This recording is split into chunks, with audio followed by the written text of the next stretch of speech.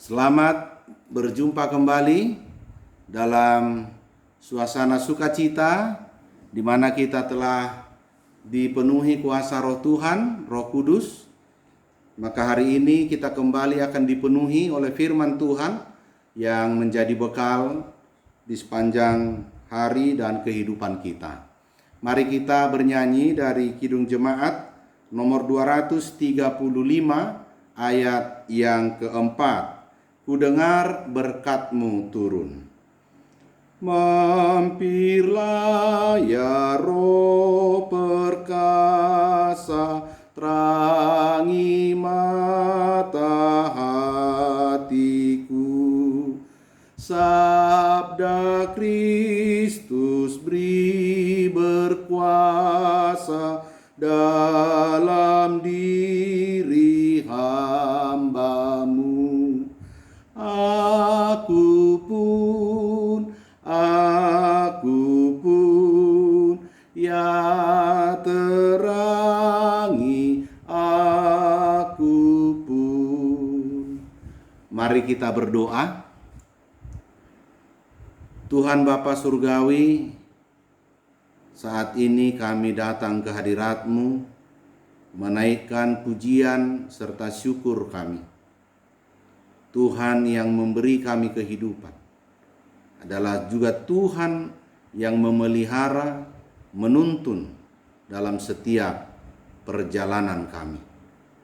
Hari ini Tuhan, sebelum kami melakukan segala aktivitas hidup kami, firman-Mu hendak terlebih dahulu menguasai hati dan pikiran kami, kiranya menjadi tuntunan bagi kami dan pekerjaan kami. Terima kasih Tuhan. Inilah doa kami dalam Yesus Kristus. Kami berdoa dan bersyukur. Amin. Firman Tuhan yang hendak kita renungkan bersama dan tentunya kita lakukan dari 2 Korintus pasal 3 ayat 17. Demikian firman Tuhan. Sebab Tuhan adalah Roh, dan di mana ada Roh Allah, di situ ada kemerdekaan.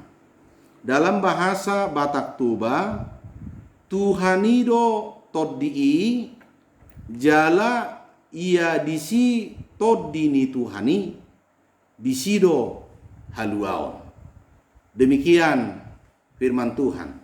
Bapak Ibu saudaraku yang terkasih dalam Yesus Kristus, sebagaimana kita telah merayakan ketika Roh Kudus dicurahkan kepada murid-murid Yesus dan orang-orang percaya selanjutnya, kita memperingati dicurahkannya Roh Kudus. Saya berharap itu bukan semata-mata hanya peringatan yang bersifat ritual atau seremoni, tapi lebih dalam maknanya adalah bahwa Roh Kudus telah berdiam di dalam hidup kita dan kekuatan Roh Kudus telah mengubah kita dan memampukan kita untuk melakukan apa yang Tuhan kehendaki, yaitu melalui buah-buah kehidupan kita sebagai buah-buah roh itu yang nyata dan terbukti lewat hidup kita masing-masing. Bapak Ibu saudara yang terkasih dalam Yesus Kristus, Paulus ketika mengirim suratnya kepada jemaat di Korintus diperhadapkan dengan banyak persoalan, banyak masalah. Namun kita coba untuk lebih menyederhanakannya, yang bisa kita bagi dalam 2 bagian. Yang pertama, Paulus melihat bahwa masih banyak kehidupan yang dikuasai oleh kedagingan, yang dikuasai oleh hal-hal duniawi yang selama ini sudah begitu menyatu dengan kehidupan mereka. Yang kedua, bahwa kehidupan yang Paulus soroti juga adalah tentang kehidupan kerohanian peribadahan, hal iman kepercayaan yang Paulus temukan ada di antara mereka yang masih belum benar-benar menyatakan itu lewat kehidupannya, lewat perbuatannya, pun melalui peribadahan-peribadahan yang mereka lakukan. Bapak Ibu Saudara yang terkasih, sehingga Paulus berbicara khususnya pada nas kita saat ini bahwa bagaimana orang-orang percaya itu hidup di dalam kemerdekaan yang sesungguhnya. Kita baca, jika kita membaca secara menyeluruh perikop ini, kita akan menemukan lebih dalam lagi sesungguhnya apa yang Paulus maksudkan ketika dia katakan pada ayat yang ke-17 ini, sebab Tuhan adalah roh, dan di mana ada roh Allah, di situ ada kemerdekaan. Paulus mau meluruskan pemahaman bagi orang-orang Kristen di Korintus, terlebih mereka yang terdiri dari dua kelompok besar, yaitu dari golongan orang-orang Yunani dan orang-orang Yahudi. Tentu apa yang Paulus lihat di situ? Bahwa dari mereka golongan Yunani adalah yang terkenal dengan hikmat duniawi atau kepintaran rasional manusiawi. Pengetahuan yang dipelajari dan senantiasa dikembangkan. Itu sangat berat menjadi tantangan bagi Paulus. Sehingga sering mereka meragukan kerasulan Paulus karena Paulus tidak berbicara secara hikmat manusia. Maka Paulus sering mengatakan bahwa dia berbicara dan dia datang kepada jemaat itu adalah bukan dengan kata-kata yang indah, namun dengan kuasa Roh Tuhan. Dari golongan Yahudi sendiri yang selalu hidup dari tatanan aturan-aturan yang telah mereka bakukan, atau mungkin kalau istilah sekarang yang telah mereka jadikan semacam syariat kehidupan berdasarkan hukum Taurat, hukum-hukum agamawi yang telah mereka imani. Dan mereka punya suatu keyakinan bahwa keselamatan itu adalah ketika melakukan hukum Taurat. Maka Paulus membenarkan bukan seperti itu sebenarnya. Bahwa keselamatan itu adalah karya perbuatan Allah. Maka ketika orang-orang percaya yang mengatakan mereka selamat hanya melakukan hukum Taurat, Paulus mengatakan hukum Taurat itu sebenarnya penuntun dan bahkan menjadi cerminan hidup. Bagaimana mereka berperilaku, bagaimana mereka menunjukkan kualitas kehidupan yang telah mengenal hukum-hukum Tuhan, maka mereka wujud nyatakan dalam kehidupannya.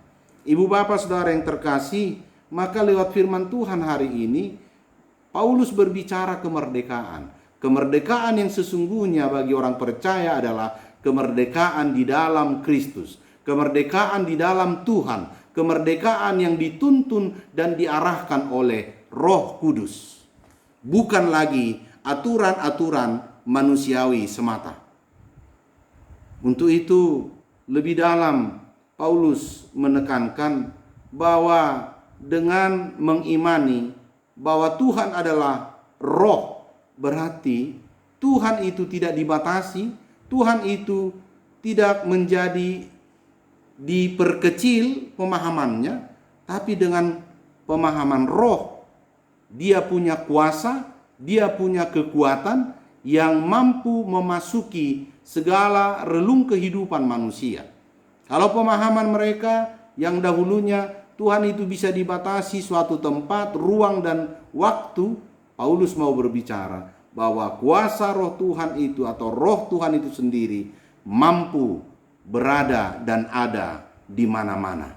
Untuk itu ibu bapak saudara yang terkasih, maka melalui ajaran Paulus ini kita hendak mengikuti bagaimana sebenarnya pola pikir rohani kita itu dibentuk oleh Roh Allah.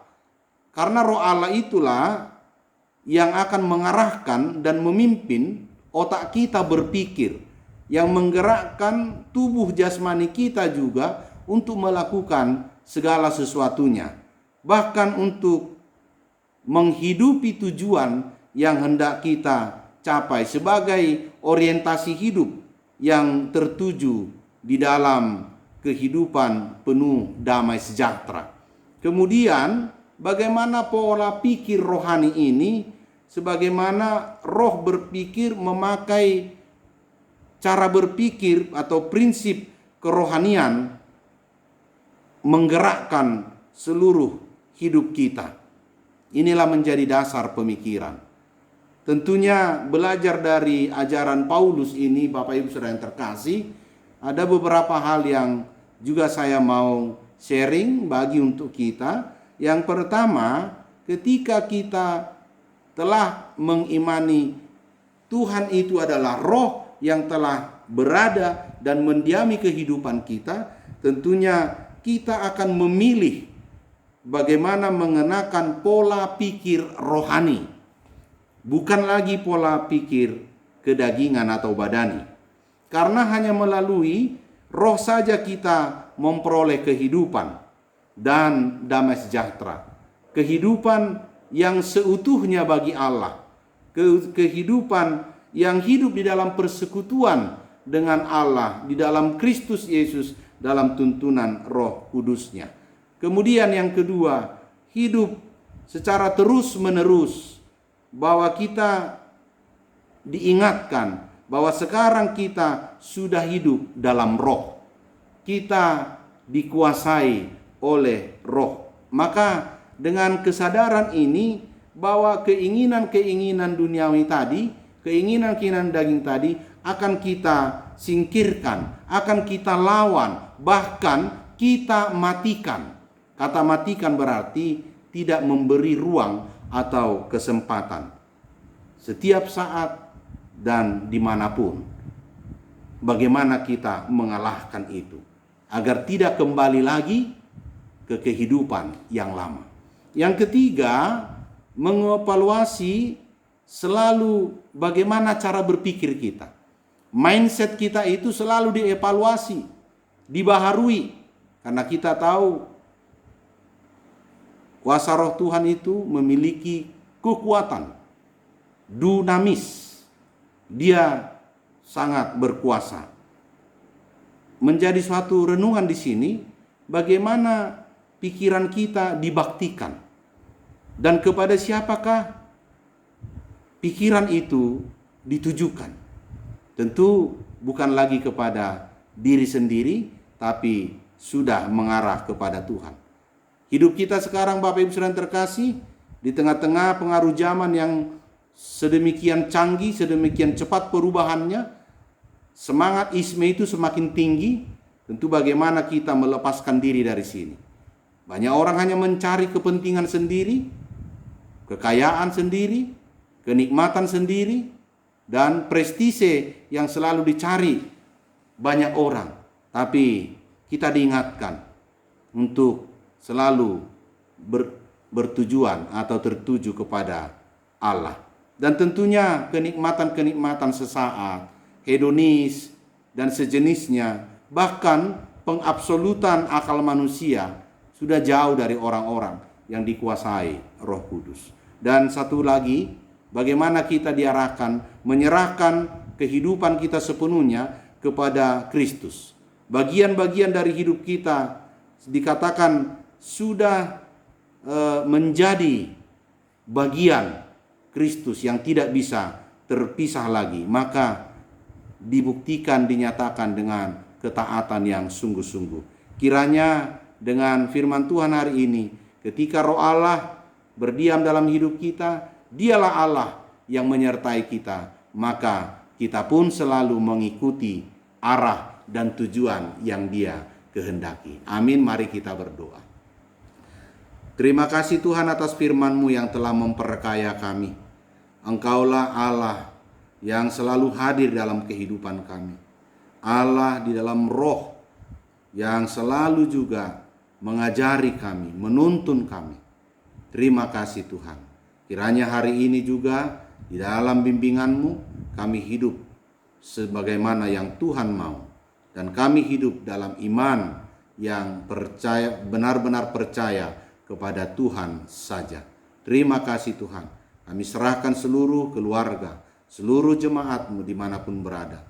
Kiranya Tuhan lewat Roh-Mu yang telah menguasai kehidupan kami masing-masing, bahwa hidup kami menjadi hidup yang berkenan kepadamu. Inilah doa kami, di dalam Yesus Kristus kami berdoa dan bersyukur. Anugerah Tuhan kita Yesus Kristus dan kasih Allah Bapa, serta persekutuan dengan Roh Kudus, kiranya menyertai saudara sekalian. Amin. Tuhan memberkati Ibu Bapak Saudara yang terkasih dalam berkarya hari ini, dan tetap jaga kesehatan, ikuti protokoler yang telah ditetapkan oleh pemerintah kita. Horas.